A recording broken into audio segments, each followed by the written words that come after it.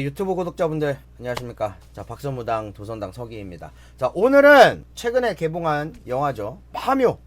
예, 우리 최민식 배우님과 그리고 우리 유해진 배우님, 그리고 김고은 배우님, 그리고 이도현 배우님, 이 네 분께서 연기한 이 파묘에 대한 영화를 좀 리뷰를 한번 해볼까 합니다. 사실상 제가 이 파묘라는 영화를 오늘도 보이시죠? 네, 현재 촬영 날짜가 27일 화요일인데 오늘도 영화를 봤고요, 어제도 영화를 봤습니다. 총 지금 2번을 봤어요. 첫 번째 영화를 보면서 이 김고은 배우님이 하는 이 모습이라든지 이 의식이라든지 이런 게 이거는 뭐다, 이거는 뭐다, 그리고 김고은님 대사 하나하나에도 이거는 어떤 걸 의미하는구나, 이렇게 보게 되더라고요, 저도 모르게. 그리고 이제 두 번째 영화를 봤을 때는 이게 확실히 이런 내용이구나, 이 부분에서 이렇게 얘기를 한 거구나, 이거를 조금 이제 보게 됐고, 일단 한 줄 평을 먼저 내려보자면 영화 속의 영화다. 일단 첫 번째로 무당의 시선이 아니라 그냥 일반적인 사람들의 시선으로 봤을 때는 영화 속의 영화다, 이렇게 먼저 얘기를 할 수가 있을 것 같아요.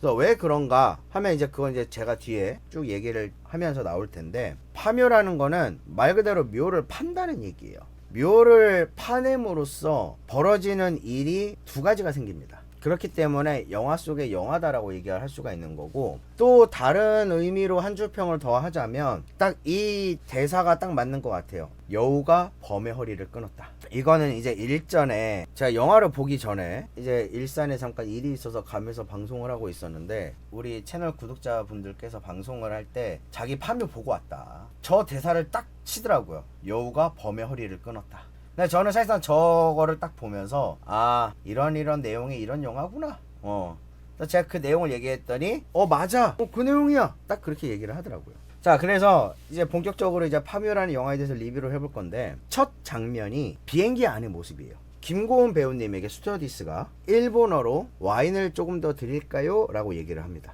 근데 이제 김고은 님이 일본어를 유창하게 하시면서 와인은 괜찮습니다, 그리고 저는 한국인입니다, 약간 이런 어투였어.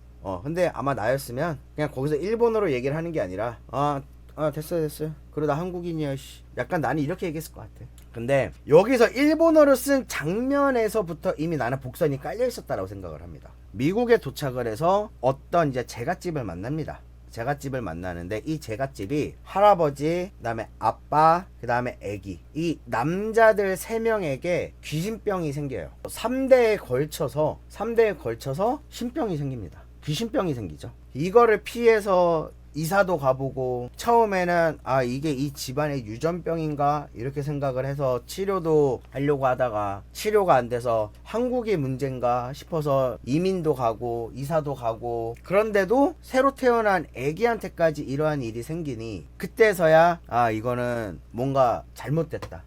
그래서 용한 무당을 부릅니다. 그리고 이 집안이 돈이 겁나게 많은 집안이에요. 돈이 왜 많은지도 나중에 가면 알 수 있어요. 그래가지고 김고은 배우님이 이거는 묘를 잘못 써서 이렇게 된 거예요. 이거는 상소탈 났어요, 묘탈 났어요. 그러니까 이거는 묘를 이장을 하든 묘를 없애서 화장을 하든 그렇게 해야 됩니다. 화장을 하기로 하고, 그러면서 이제 풍수사라고도 하고 지관이라고도 합니다. 땅을 보시는 분들을 풍수사 또는 지관이라고도 하는데, 최민식 배우님과 그리고 장의사이신 유해진 배우님을 만납니다. 같이 이제 일을 하기로 한 거예요. 일단 묘자리로 먼저 가봅시다. 그래서 강원도 고성으로 갑니다. 강원도 고성으로 가는데 막 이렇게 철문이 크게 이렇게 되어 있고요. 철문을 열고 이제 묘까지 올라갑니다. 근데 이 묘가 산자락 위에 있어요. 산 거의 꼭대기 정상에 있어요, 묘가. 근데 산 정상에 묘가 있는 경우는 굉장히 드물어요. 하지만 아예 없는 건 아닙니다. 아예 없는 건 아니지만 그래도 좀 드물어요. 산 정상에서 올라가면서 중간에 아주 큰 선악나무도 보여주시기도 하고, 영화에서. 그리고 여우를 보여주기도 합니다.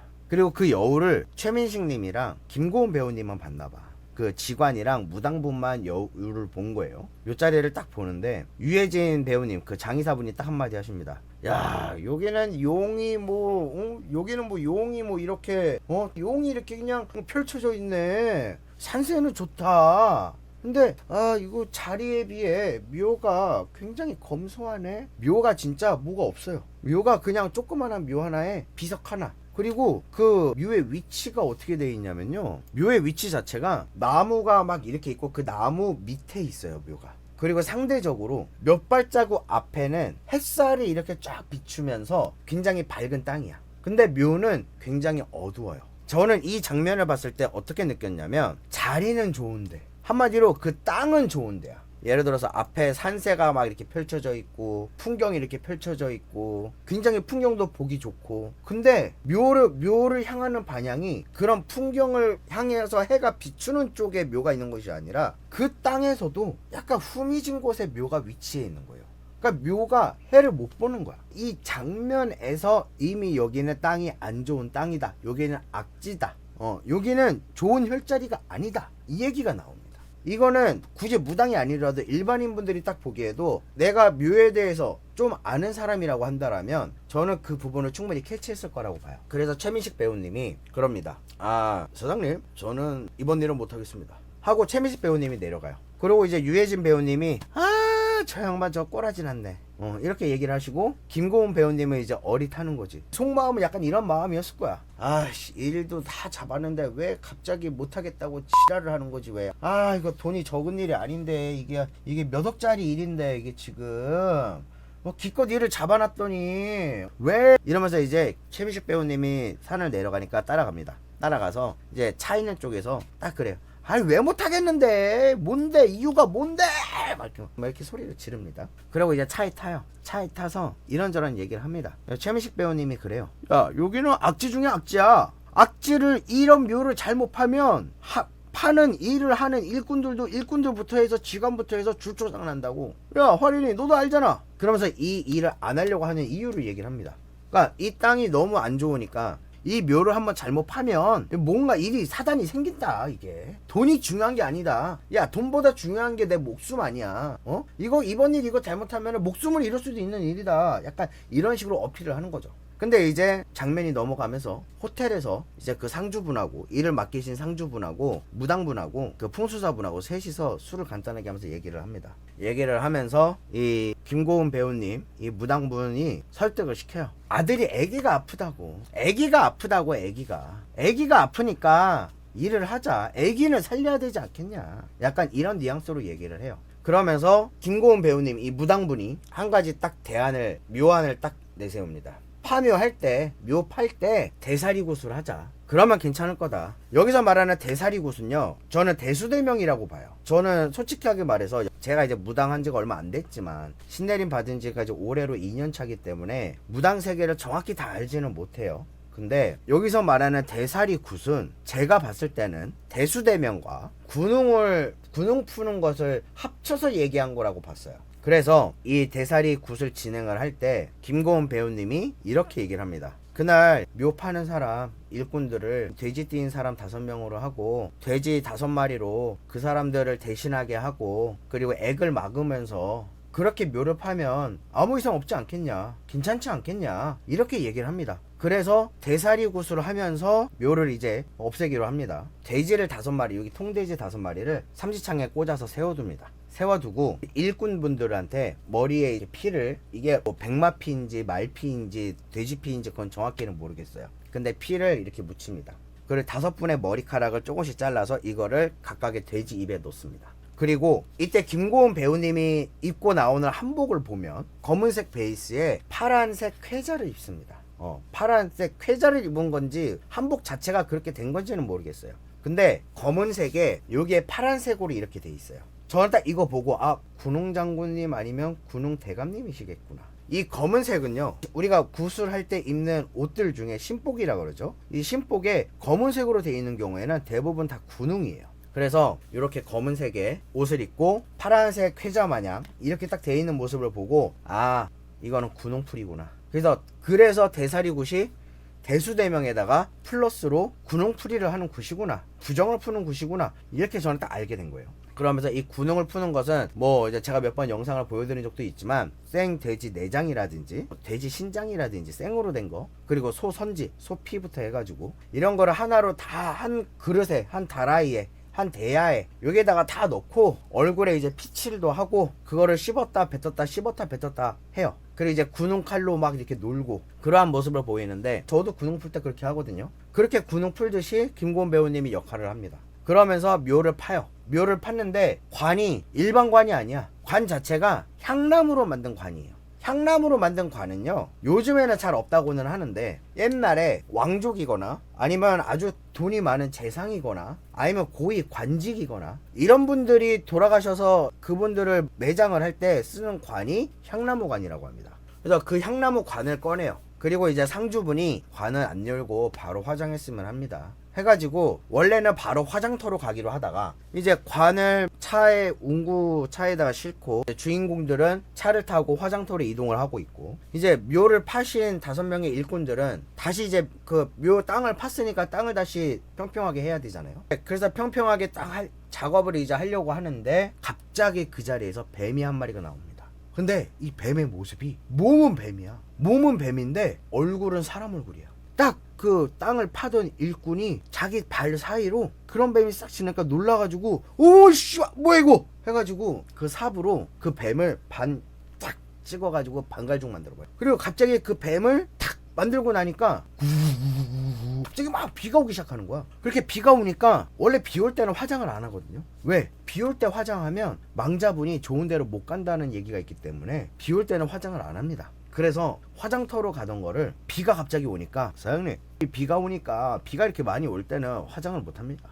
일단은 이거를 이제 영안실에다가 관째 잠깐 놨다가 비가 좀 그치고 손 없는 날로 나를 다시 잡아서 화장을 하시죠. 그렇게 얘기를 하고 이제 그 관을 인근 군립병원에다가 영안실로다가 이제 관을 갖다 놓습니다. 그리고 그 일꾼분들도 이제 비가 오니까 일을 못 하잖아요. 그러니까 일단 거기에다가 비닐로다가 이렇게 일단 쳐놓고 철수를 합니다. 여기서 이제 복선이 하나가 더 나왔어요. 뭐냐면 이 얼굴은 사람인데 몸이 뱀인 요괴. 이걸 이제 요괴거든요. 요거는 귀신이 아니라 이게 요괴인데, 이런 요괴는요 우리나라에는 없어요. 이 요괴는요 일본에 있는 요괴입니다.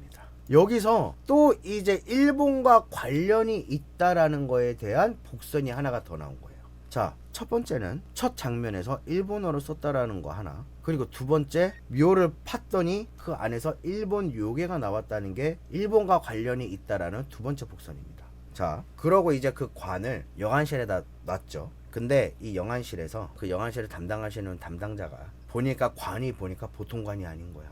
관이 향나무로 만든 관인 거야. 엄마, 이 향나무 관은 보기 힘든데. 그러니까 이제 이 담당자분이 속으로 생각하기에 저 관을 열면 저 안에 금은보화가 있겠구나, 이렇게 생각을 한 거야. 관에 생전에 그분이 쓰시던 유품들을 그 관 안에다가 같이 넣고 매장하는 경우가 있습니다. 그렇기 때문에 이 관을 열면 안에 뭔가 돈이 될 만한 물건들이 있겠구나 해가지고 그 장의사 유해진 분이 잠깐 식사를 하러 간 사이에 그 관을 열려고 관뚜껑을 따요. 그리고 이 관뚜껑을 거의 따려는 찰나에 그 무당 역할의 김고은 배우님과 법사 역할의 이도현 배우님이 그 영안실로 들어섭니다. 근데 딱 들어섰을 때 관뚜껑이 팍 열리면서, 살짝 탁 열리면서 관에 있던 그 관 주인의 혼이 싹 빠져나가요. 이제 그 3대가 귀신병을 앓는다 그랬잖아요. 애기, 아빠, 할아버지. 이 귀신이 한이 많았던 거야. 이 한이 쌓이다 못해서 원한이 돼버린 거야. 어떤 원한이 되었냐? 이 혼이 어떤 얘기를 하냐면요, 맨 처음에 자기 이 혼의 아들을 찾아가요.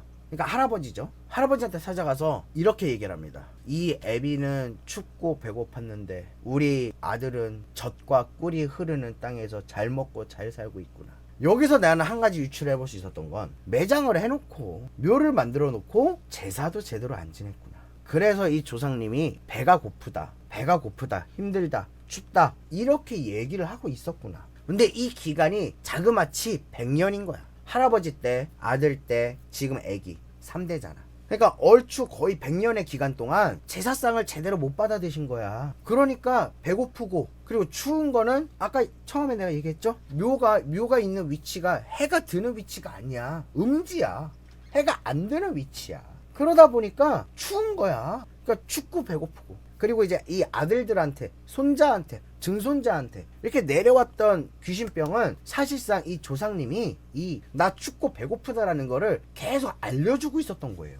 그래서 이게 한이 증오가 돼버리고 원한이 돼버린 거야. 그래가지고 먼저 아들을 찾아가서 아들을 죽입니다. 아들의 심장을 움켜쥐면서 심장을 멈추게. 그래서 할아버지가 죽습니다. 그리고 할머니는 이제 약간 조금 나는 좀 그랬는데 탱고 춤을 추는 영상을 보다가 한 손에 와인잔을 이렇게 딱 들고 빰빰빰빰 이렇게 막 또 TV를 보면서 이렇게 탱고 춤을 추다가 죽습니다. 이것 또한 그 영혼이 혼이 죽인 거예요. 그러고 나서 이제 할아버지가 죽었죠. 그 다음에 아들한테 갑니다. 자기 혼의 기준으로 본다고 하면 손자죠. 손자한테 딱 가서 손자한테 손자 몸에 빙의가 됩니다. 손자 몸에 딱 빙의가 돼서 그 나치군들이 하는 거 마냥 발을 탁탁탁탁 이렇게 하더니 이렇게 얘기를 합니다. 자랑스러운 반도의 청년들아, 황국의 군사들아, 햇살 같은 6.1기 아래 빛나는 은색의 총과 칼을 들고 우리는 북으로 나아가자. 자, 여기서 이제 세 번째,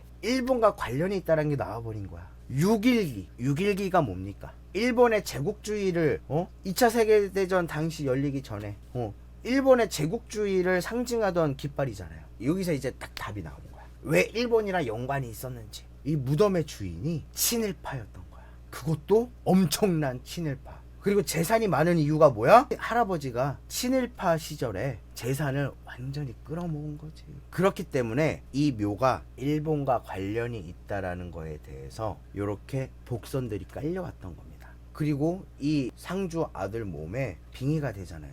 목이 이렇게 180도로 목이 돌아가더니 여우가 범의 허리를 끊었어. 여우가 범의 허리를 끊었다고 이러더니 목이 탁 꺾여가지고 죽습니다. 구급차를 불러서 실려는 갔는데 구급차 안에서 신정제가 와가지고 CPR을 계속 하다가 죽어버립니다. 네, 그렇게 해서 죽어버리고 이제 이 할아버지 혼이 애기한테 갑니다. 근데 이제 이렇게 혼이 갈 때 이 그 김고은의 무당님은 이 혼이 빠져나간 걸 알잖아. 그렇기 때문에 혼부르기를 합니다. 이 혼부르기라는 거는 뭐냐면 혼을 다시 일로 오세요라고 부르는 거예요. 그래가지고 이도현 배우님을 영매 삼아 경을 막 이렇게 하면서 혼을 불러옵니다. 근데 이 혼이 딱 불러왔을 때 얘기는 해. 난 내 새끼들 다 죽여버릴 거야. 난 내 새끼들 같이 갈 거야. 난 내 새끼들 데리고 갈 거야. 근데 이렇게 혼이 왔을 때 이 혼을 잡아두지를 못했던 거야. 그래서 이제 그 혼이 갓난 애기한테 갑니다. 갓난 애기한테 가려고 하는 시점에 최민식 배우님이랑 유해진님이랑 다 같이 이거 안 된다. 이거 빨리 화장시켜야 된다. 빨리 상주한테 연락해라. 그래서 그 집안의 가장 큰 어르신이신 고모님이 계세요. 고모님한테 전화를 해서 이거 빨리 화장 안 하면 애 죽습니다. 이 아버님 혼이 지금 애기 죽이러 갔다고. 빨리 화장시켜야 됩니다. 해가지고 화장을 합니다. 화장이 딱 되면서 이 혼이 없어져 버려요. 그 다음에 최민식 배우님이 어디를 찾아가느냐. 파묘를 했던 일꾼들 중에 한 명이 동티가 난 거예요. 부정이 들은 거야. 근데 이 부정이 어떤 부정이냐. 그 뱀을 잘라 죽인 사람 있죠. 그 사람이 동티가 난 거야. 이 사람이 일도 못하고 몸도 아프고 병원 가서 검사를 하면 아무 이상이 없고. 그러니까 이 유해진 장의사분이 성님 그때 우리 그때 그 파묘했던 일꾼 저기 누구 알잖아. 걔가 그렇게 몸이 아프고 뭐 하대요. 그러니까 성님이 저기 좀 뭐 시간 되면 한번 찾아가 봐봐요. 해가지고 찾아갑니다. 찾아가서 얘기를 듣고 하는데 그 일꾼이 이제 얘기를 합니다. 내가 뱀을 반으로 잘라 죽였다. 그러고 나서 성님 나 동티 들은 것 같아. 그러니까 성님이 그 뱀 사체 좀 찾아가지고 치성 좀 들어줘요. 하면서 피눈물을 이렇게 흘립니다. 그래서 이제 그 뱀의 사체를 찾으러 다시 그 묘로 판 자리로 갑니다. 가서 땅을 이렇게 찾아보는데 뱀 사체를 찾았어. 아까 말한 것처럼 얼굴은 사람인데 몸은 뱀인 그 형상이 그대로 있는 거야. 그래서 보고 어머 이거 뭐야 막 이렇게 놀래가지고 그러고 있는데 땅을 이렇게 보니까 엄마 씨발 이 안에 관이 하나가 더 있는 거야. 분명히 그 묘를 파서 관을 뺐는데 그 안에 그 밑에 바로 밑에 관이 하나가 더 있던 거야. 근데 여기서 관이 어떻게 돼 있었냐? 보통 우리가 관이라고 하면 이렇게 가로로 묻는 게 정석입니다. 그죠? 근데 그 밑에 묻어져 있던 관은 이렇게 가로로 묻어져 있는 게 아니라 관이 이렇게 세로로 묻어져 있는 거야. 아니 왜 세로로 묻어져 있지? 이상하잖아. 관이 가로가 아니라 세로로 묻어져 있어. 관을 파보자. 해가지고 최민식 배우님이 관을 파다가 유해진 배우님한테 전화를 합니다. 이거 첩장이야. 그래서 첩장이 뭐냐면요. 관 위에 관을 묻는 거를 첩장이라고 합니다. 중복을 한다는 얘기죠. 그러니까 빨리 이상에 와봐. 해가지고 유해진 장의사님을 부르고 그리고 김고은 무당님, 이도현 법사님을 다 부릅니다. 다 부르고 이 관을 팝니다. 관을 팠는데 만약에 한 요 정도 사이즈가 일반적인 관의 사이즈라고 한다면 이 관은 이만한 거야. 엄청 큰 거지. 그리고 이 엄청 큰 관을 그 주변을 철조망으로 감아놨어요. 마치 이 관을 열면 안 된다, 아니면 이 안에서 나오면 안 된다라는 느낌으로.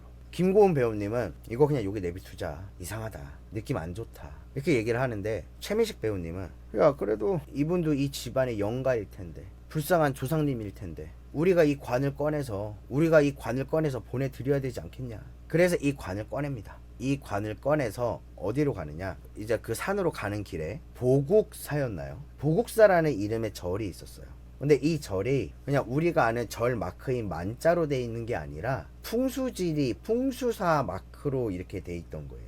최민식 배우님이 이 절을 갑니다. 그래서 저 산 정상에 있는 묘에 대해서 아느냐 뭐 하느냐 하면서 얘기를 하다가 그 절에 계시는 스님께서 뭐 거기 뭐 저기 뭐 왕족인가 뭔가 저 고관대작인가 이런 분들이 묻혔다. 그래서 거기를 원래 이제 도굴꾼들이 도굴을 하러 많이 가고 그래가지고 그 집안에서 그거를 감시를 했다. 그러다가 그 도굴꾼들이 그 장비들이 이 절의 창고에 보관돼 있다 하면서 그 장비를 보여주는데, 그 장비가 쇠꼬챙이에요. 쇠 말뚝하고 곡괭이가 있습니다. 여기서 우리나라 역사에 대해서, 일제시대 때의 일에 대해서 잘 아시는 분이라면 여기서 이미 캐치를 했을 거예요. 그리고 아까 중간에 그런 얘기를 했죠. 여우가 범의 허리를 끊었다. 여기서 정말 잘 아시는 분들이라면 이미 여기서 한번 캐치를 했을 겁니다. 그래서 이제 그 절로 그 관을, 밤이 너무 늦은 시간이라 먼저 그 관을 절에다 잠시 두고 하루 정도 묵고 가기로 합니다. 근데 여기서 김고은 무당님이 스님, 보살님 혹시 절에 찹쌀이 있습니까?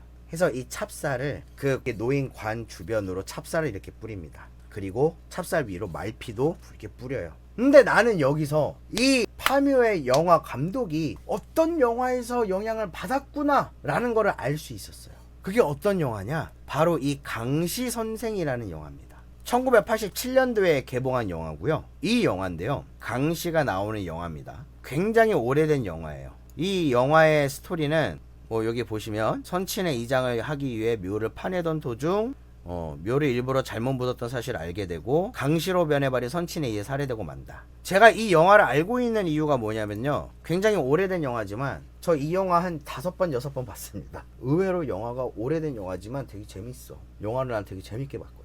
이 강시 선생이라는 영화에서도 관이 세로로 묻어 있습니다. 그리고 이 파묘라는 영화에서도 관이 세로로 묻어 있어요.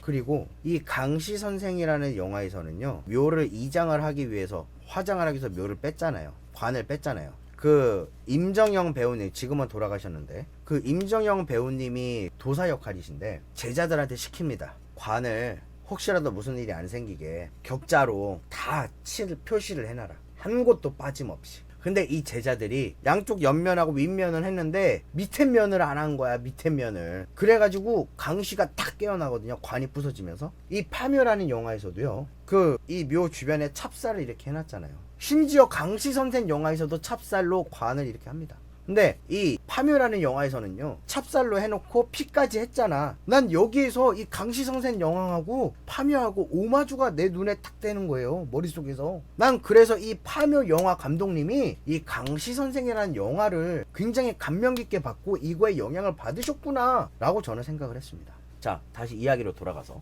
관이 이렇게 있고 찹쌀을 뿌렸잖아요. 그리고 이제 요렇게 피도 이렇게 묻혀놨고, 근데 이 관에 있던 귀신이, 관에 있던 요괴가, 관에 있던 악귀가 지붕을 뚫고 나갔네. 찹쌀하고 피를 피해서 지붕으로 뚫고 나가요. 지붕으로 뚫고 나가서 그 절에 있던 스님을 죽이고, 그리고 근교에 있던 축사에 가서 축사 일꾼을 죽이고 돼지를 겁나 죽여댑니다.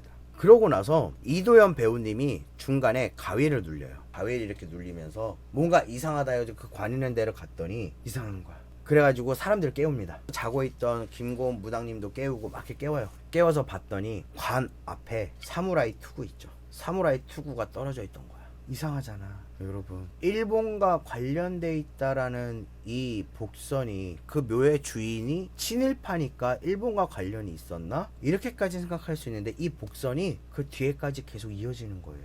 그래서 관에 떨어져 있던 사무라이 모자를 김고은 배우님이 이렇게 보고 있는데 갑자기 거기서 그 귀신이 돌아옵니다. 그래서 문에 빅장이 열려 있구나, 안에 누구냐, 인간이냐, 이렇게 얘기를 하기 시작합니다. 그러면서 김고은 배우님과 얘기를 해요. 김고은 배우님 위해서 기지를 발휘해서 아닙니다. 저는 당신의 신하입니다. 당신의 부하입니다. 이러면서 시간을 끌어요. 시간을 끌었는데 인간인 게 들켰어. 그래서 김고은 배우님이 죽임을 당하려던 찰나에 이도현 배우님이 이 나무 막대기를 들고 후악! 막았어. 이렇게 막았는데 이게 들어가겠냐고 이 일본 사무라이 귀신이 이 새끼 뭐지? 하면서 이도현 배우님의 옆구리를 손으로 팍 이렇게 찌릅니다. 하고 쓰러지고 다시 김고은 배우님한테 딱 가고 있는데 김고은 배우님 뒤로 승탑이 딱 서져 있던 거야. 그래가지고 승탑이군 하더니 갑자기 도깨비가 기도를 합니다. 이렇게 기도를 하더니 몸에 불이 싹 이렇게 붙으면서 도깨비 불이 돼가지고 원래 있던 그 묘의 자리로 돌아갑니다. 그리고 여기서 이제 알게 된 게 그 이제 절에 있을 때 그 상주 그 집안의 큰 고모님이라고 하는 분을 불러가지고 얘기를 듣는데 최민식 배우님이 묻습니다. 친히 아주 대단한 분이시더군요. 예, 나라를 아주 대단하게 팔아먹은. 그래서 이 명당 자리라고 소개를 해준 사람이 아버님을 벌을 주기 위해서 이 자리를 쓰라고 한 거 아닙니까? 그랬더니 그 고모님이 하는 말씀이 그럴 리가 없다. 이상하다. 그 기순애라는 스님은 일본 분이다. 이렇게 얘기를 합니다. 이상한 거야. 우리 같은 한국인이었으면 너 친일파 너 어디 한번 잣대 봐라. 그렇게 할 수 있지만 이 스님이 일본 사람이라는 거야. 일본 음양사인 거죠. 그래서 뭔가 이상하다. 근데 귀신도 일본 귀신이야. 이도현 배우님이 일단은 다쳤잖아요. 그래서 이 이도현 배우님을 병원으로 빨리 옮깁니다. 그래서 수술을 하고 치료를 하고 있는데 의식이 아직 돌아오질 않아. 이 무당의 신가족분들을 불러가지고 혼으로써 이렇게 막 무언가를 캐냅니다. 근데 이 도깨비 놀이라는 게 나는 도깨비 놀이라고 거기서는 부르는데 저는 이 도깨비 놀이라는 것도 보면서 어떤 걸 느꼈냐면 우리나라의 강신술이라 그러죠. 강신술 중에 그 여러분 흔히 하는 이 분신사바 있죠. 분신사바 이거 이 분신사바가 강령술이라고 불러거든요. 근데 이거는 일본의 강령술이에요. 하지만 우리나라에도 강령술이 있습니다. 그게 춘향이 놀이에요. 춘향이 놀이라는 강령술이 있어요. 저는 그거에서 모티브를 따오지 않았을까라는 생각을 해요. 영화에서 춘향이 놀이라고 하면 사람들이 검색을 할 거 아니야. 그리고 또 그거를 따라하려고 하는 사람들이 또 꼭 있다고요. 이런 놀이를 누가 따라하겠어? 성인들이 따라하지 않아요. 애기들이 따라하잖아. 그렇기 때문에 나는 이거 춘향이 놀이를 도깨비 놀이로 이게 각색을 한 게 아닌가라는 생각을 해요. 일본 악귀가 일본의 장군, 사무라이인데 그 사무라이는 그 자리를 지키기 위해서 거기에 묻어있다라고 얘기를 하는 겁니다. 그래서 이제 이 세 분이 모여서 얘기를 합니다. 막 이런저런 얘기를 하는데 막 이런 얘기도 나왔고 저런 얘기도 나왔고 그러다 이제 최민식 배우님이 다시 그 보국사라는 절을 갑니다. 그 도굴꾼의 장비라고 했던 것들 그거를 살펴보는데 작혈단 되게 약간 의기양양한 열망이 가득한 모습으로 딱 이게 사진을 찍혀 있는 거야. 그러고 나서 딱 봤더니 그 아까 중간에 말씀드렸죠. 여우가 범의 허리를 끊었구나. 그리고 분명히 제가 아까도 말씀드렸습니다. 우리나라 역사와 일제강점기에 대해서 공부를 한 사람이라면 눈치를 챘을 수도 있다.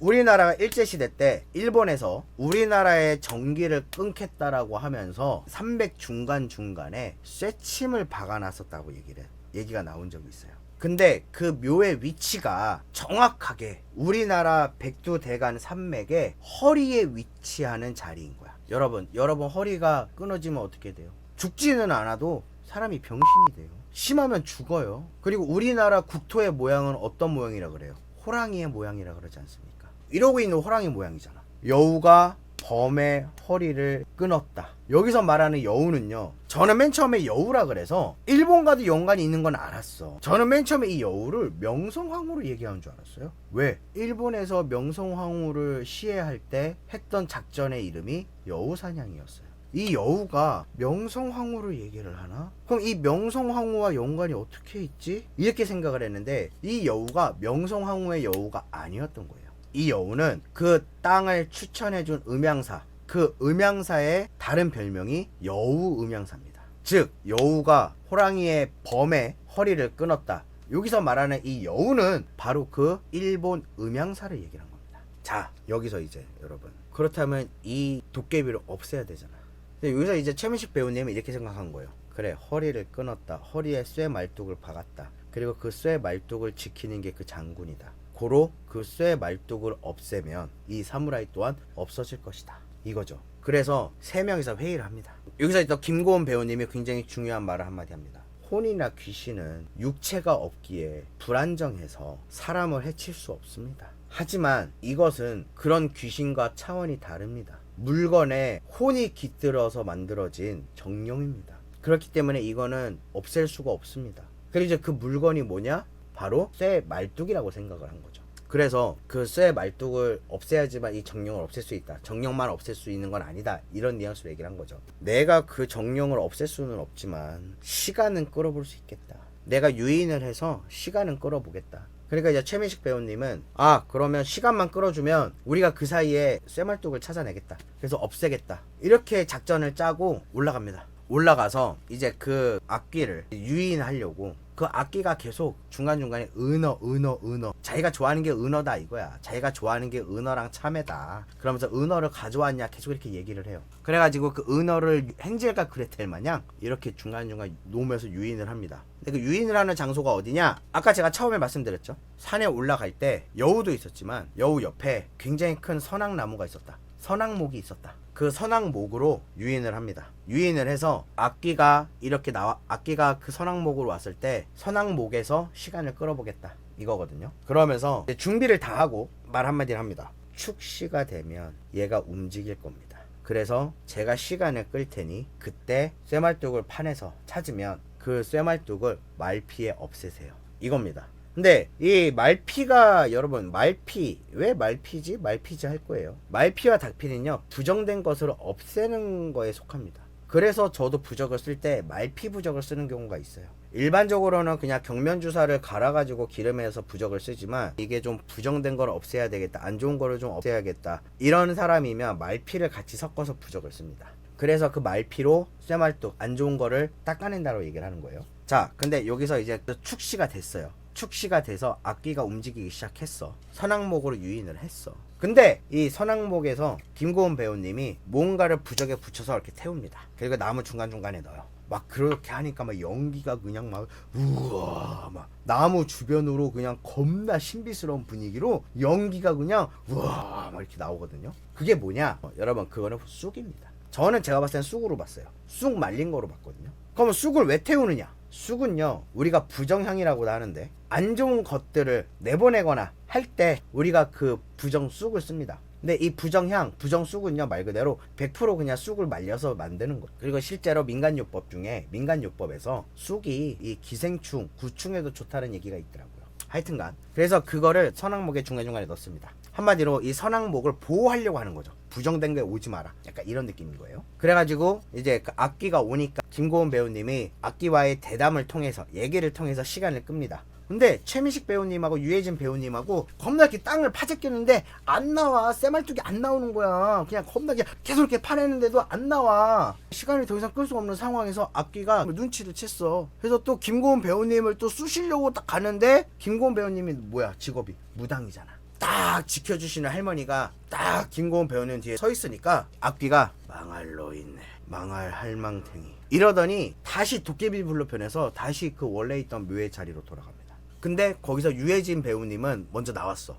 파도 안 나오니까 김고은님한테도 빨리 가서 얘기를 해야 될 거 아니야. 그래가지고 최민식 배우님은 겁나게 땅을 파고 있었고 유해진 배우님은 김고은 배우님한테서 야야야 안 나와 없어 야 쇠발톱이 없어 막 이렇게 얘기를 하고 있는데 이렇게 얘기하던 찰나에 그 도깨비가 와버린 거야. 도깨비가 와서 최민식 배우님을 이제 나의 부하가 되겠느냐 아니면 너의 간을 내게 주겠느냐 이렇게 얘기를 합니다. 그래서 최민식 배우님이 겁이 질서 아무 말도 못하니까 간을 빼먹으려고 옆구리를 찔러요. 툭 찌르는데 이때 이제 김고은 배우님과 유해진 배우님이 가져갔던 말피를 도깨비한테 팍 씌워버립니다. 그러니까 갑자기 얘가 다 막 녹아내려 막 사무라이 투구도 막 녹아내리고 막 녹아내리는 거야 막. 최민식 배우님이 쓰러졌어.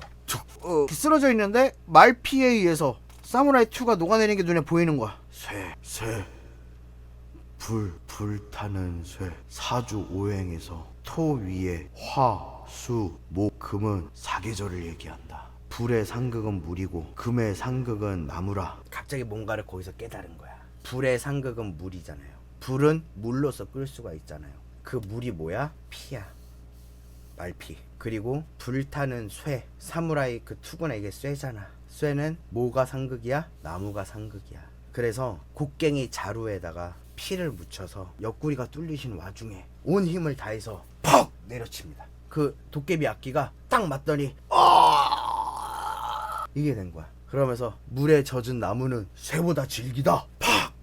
팍! 해서 그 도깨비 악기를 없앱니다. 그러면서 이제 최민식 배우님은 병원 가서 수술을 받고 이러면서 영화가 이제 해피엔딩으로 끝나요. 영화 후반부에서 우리가 이 무당이 짚어줘야 될 게 원래는 두 가지가 있는데, 하나는 무당이기 때문에 짚어줄 수 있는 거 하나, 또 하나는 그냥 이제 이거는 뭐 무당이 아니더라도 얘기할 수 있는 부분이 하나인데, 일단 무당이 아니더라도 얘기할 수 있는 부분을 얘기를 하자면, 여우가 범의 허리를 끊었다 그랬죠. 그것이 쇠 말뚝하고도 연관이 있습니다. 근데 도깨비 악귀가 들어있던 관이 가로로 되어 있는 게 아니라 세로로 되어 있었죠. 그 관 자체가 그 사무라이, 그 귀신, 그 도깨비 악귀, 그 놈 자체가 말뚝이었던 겁니다. 그게 쇠 말뚝이었던 거예요. 그렇기 때문에 최민식 배우님이 마지막에 불타는 쇠라고 얘기한 게 단순하게 사무라이 갑옷이 쇠라서 쇠가 아니라 걔 자체가 말뚝이었기 때문에 쇠라고 얘기를 한 겁니다. 자, 이건 충분히 이해 가시죠?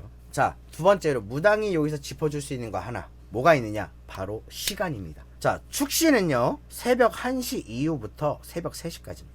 왜 하필 축시에 움직인다 그랬을까? 보통 우리가 귀신이 많이 움직이는 시간이다라고 하면 11시부터 4시라고 알고 있어요. 그래서 보통 제사를 지내실 때 밤 11시 이후에 제사를 지내시는 분들이 많습니다. 근데 왜 어정쩡하게 12시도 아니고 왜 축시일까? 자, 여러분, 축시인 이유가 있습니다. 11시부터 1시까지를 자시라고 하는데, 이 자시에는요 명패를 받은 조상님들이 많이 움직이는 시간이다. 즉 제대로 공부를 하시고 제대로 도를 닦으신 조상님들이 움직이는 시간이 자시입니다. 그렇기 때문에 무당들이 기도를 할 때 밤에 자시기도 한다 얘기를 하거든요. 그 자시기도를 하는 이유도 명패를 받은 내 조상님들을 위해서 기도한다, 그러면서 서기를 받는다 그래요. 여기서의 서기는요 서늘한 기운을 얘기합니다. 여러분들이 어디 무서운 데 가면 막 소름 돋는다 얘기하죠. 이게 음기예요. 사람의 몸은 양기입니다. 음과 양을 다 움직이는 사람이 무당이에요. 그렇기 때문에 음기를 받기 위해서 자시의 조상님들을 위해서 자시의 기도를 하는 겁니다. 자, 축시는요 명패가 없는, 아직 도를 덜 닦으신 귀신이나 조상이나 귀신이나 악귀나 이러한 귀신들이 움직이는 시간이 축시입니다. 그렇기 때문에 무당들도 축시에는 기도를 안 합니다. 축시에는 잘못 기도하면요 안 좋은 귀신들한테 몸을 뺏긴다, 기운을 뺏긴다, 우리가 이렇게 얘기를 해요. 그렇기 때문에 축시에는 기도를 안 하는 겁니다. 그래서 이 영화에서도 축시라는 이 악귀가 움직이는 시간을 축시라고 딱 집어서 얘기를 한 이유가 뭐야? 바로 이러한 이유 때문입니다. 자, 그러면 여기서 왜 이 김고은 배우님이 역할을 한 무당이 왜 선악목에 부정쑥을 태웠는지도 여기서 알 수 있는 거예요. 축시라는 것 자체가 안 좋은 귀신들이 움직이는 시간이라 그랬잖아요. 안 좋은 귀신들이 움직이는 시간이다 보니 혹여라도 안 좋은 귀신이 이 산을 지켜주는 이 선악나무에 들어가면 안 되니까, 그래서 잡귀신들은 들어오지 말아라 하면서 이제 이 부정쑥을 나무 중간중간에 넣어서 보호한 겁니다. 리뷰를 하기 위해서 이 파묘라는 영화를 2번을 봤는데, 이 파묘라는 영화를 보면 볼수록 신내림을 받은 지 얼마 안 된 애동 무당, 애기 무당인 저로서는 그래도 어느 정도 좀 공부가 된 영화였습니다. 그리고 한 번 정도는 그래도 재밌게 볼만한 영화이지 않을까, 저는 그렇게 생각을 해요. 어떻게 보면 약간 권성징악적인 내용도 좀 들어가 있지 않았었나. 그 친일파가 잘 먹고 잘 살지만 또 귀신병이 들면서 이 자손들이 끊겨나갔다라는 거, 권선징악의 내용을 주는 것이 아니었나, 저는 이렇게 생각을 합니다. 저는 이 파묘라는 영화를 만약에 제가 점수를 준다, 별 5개 중에 저는 그래도 별 4개 정도는 저는 그래도 줄만한 영화다. 이상 무당의 눈이었습니다. 감사합니다. 안녕.